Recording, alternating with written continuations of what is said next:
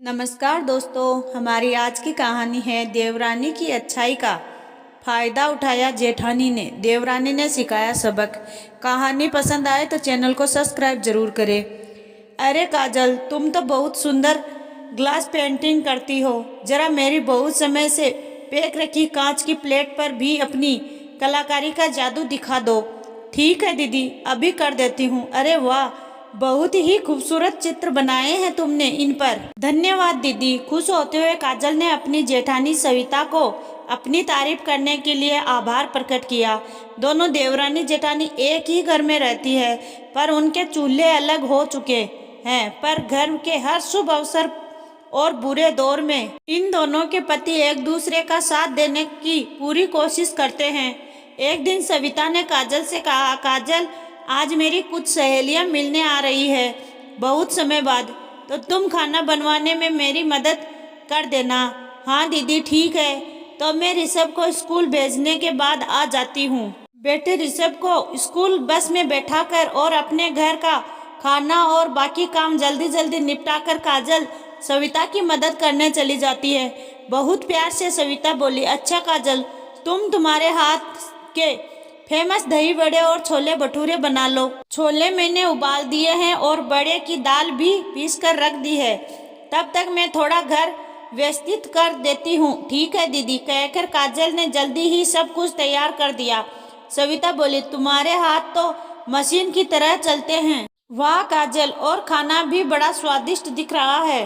और हाँ, तुम भी आ जाना तैयार होकर, तुम्हें भी मिलवा दूंगी सभी से। काजल खुश होकर जाते हुए बोली, दीदी मैं देर से ही आ पाऊंगी। ऋषभ स्कूल से और ये दुकान से आएंगे तो खाना वगैरह में देर हो जाएगी। हाँ ठीक है काजल, सविता बोली। थोड़ी देर बाद सविता की सहेलियां आ गई। बहुत दिनों बाद मिलने पर मस्ती मजाक का दौर शुरू हो गया। सविता ने वहीं कांच की प्लेट्स में नाश्ता लगाया।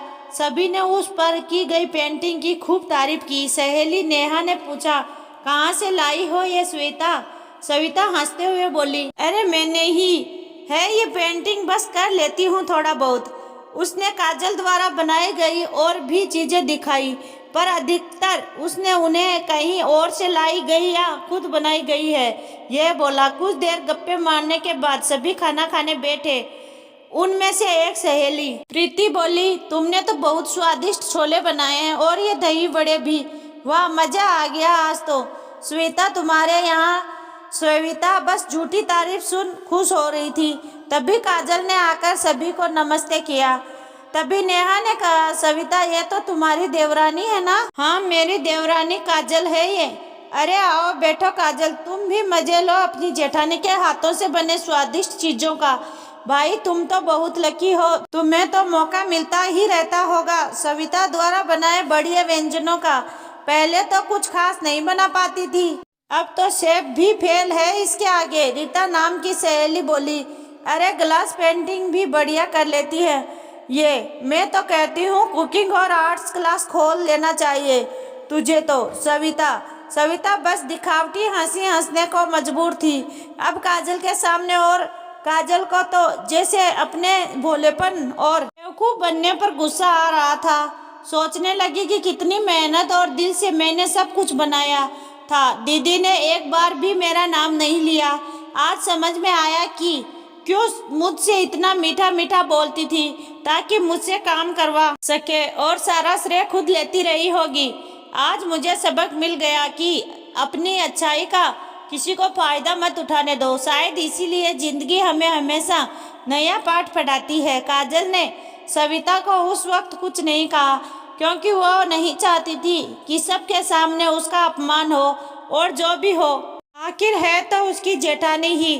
फिर भी सविता को उनकी गलती बताने के लिए उसकी सभी सहेलियों से बोली, हाँ तो जब भी आप लोगों को कुछ छोटा मोटा कार्यक्रम करना हो तो मेरी प्यारी दीदी को जरूर बुलाना। बढ़िया व्यंजन बनाने के लिए सब उंगलियां चाटते रह जाएंगे। अब की बार सविता की तरफ देखकर बोली कि अच्छा उपाय बताया दीदी आपकी सहेलियों ने, कुकिंग और पेंटिंग क्लास खोलने का।